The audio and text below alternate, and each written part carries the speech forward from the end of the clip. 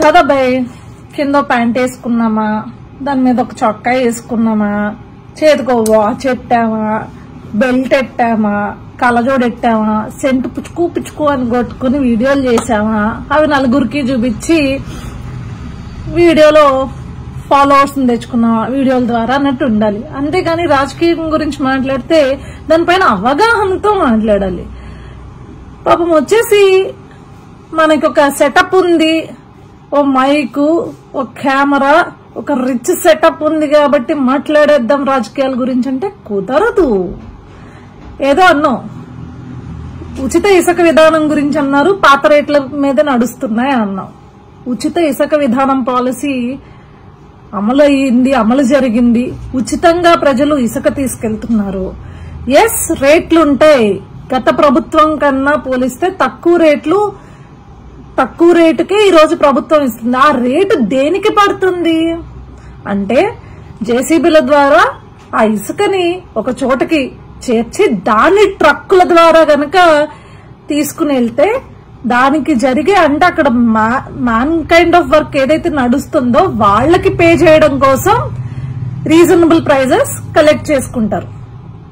అదేవిధంగా క్లియర్ గానే చెప్పారు కదా రాష్ట్ర ముఖ్యమంత్రి వర్యులు, తీసుకెళ్ళవయ్యా, నువ్వు వచ్చి తవ్వుకుని నీకు ఎంత కావాల్సింది ఇసుక తీసుకుని వెళ్ళు రీచ్ లోంచి, నిన్నెవడు ఆపడే.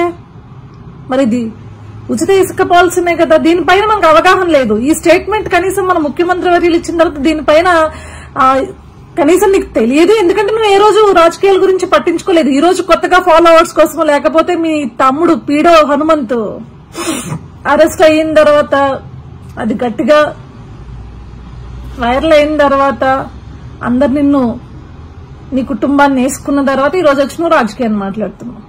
సరే, ఇంకోటి ఏదో అన్నావు, సూపర్ 6 అమలు గురించి అని ఏదో మాట్లాడుతున్నావు. సూపర్ 6 అమలు గురించి నువ్వు మాట్లాడే ముందు మొన్ననే ముఖ్యమంత్రి వర్యులు దీపం పథకం దీపావళి నుంచి అమలు జరుగుతుంది అని చెప్పారు.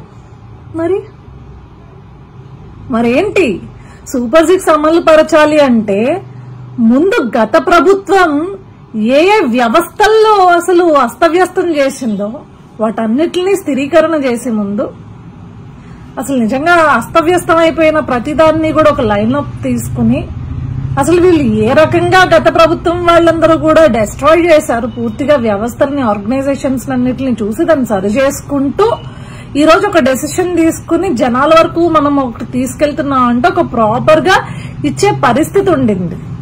అదే సూపర్ 6 లో ఇమ్మీడియట్ గా 3000 ఉన్న పెన్షన్ ని జగన్మోహన్ రెడ్డి లాగా డ్రాగ్ చేసుకుంటూ 5 ఏళ్లకి 2000 ఉన్న పెన్షన్ 3000 ఇవ్వాల.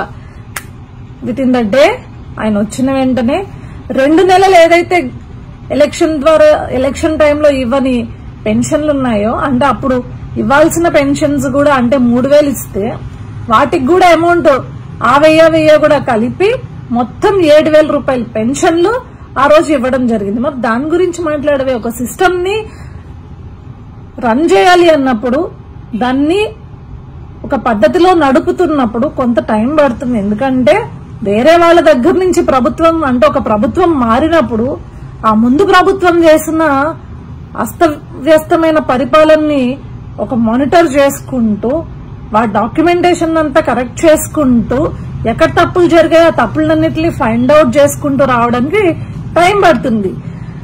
కాదబ్బాయ్, ప్రభుత్వం వచ్చి 3 నెలలు కూడా కాల, చాలా పాష్ ఇంగ్లీష్ మాట్లాడుకుంటూ వీడియోలు చేసి వస్తున్నంత మాత్రాన క్వశ్చన్ చేయడం అయిపోదు. చూడు, క్వశ్చన్ చేయడం కాదు, దానికి సరైన అవగాహన, రాజకీయ అవగాహన ఉండాలి. ఎంత మీ బాబు కలెక్టర్ అయితే మాత్రం అవగాహన నీకు వచ్చేది అనుకోవద్దు. నువ్వు పుచ్చుకొని సెంట్లు కొట్టుకుని వీడియోలు చేసుకో, ఈ సన్ స్క్రీన్ బాగుంటుందా లేకపోతే ఈ మేకప్ ఐటమ్ బాగుంటుందా ఇది చేసుకో, దానికి బాగుంటావు నువ్వు. అంతేగాని వచ్చి మాట్లాడుకో. రివర్స్ అటాక్ లో మేము వీడియోలు చేస్తే ఏడుస్తూ కూర్చుంటాం అంతే.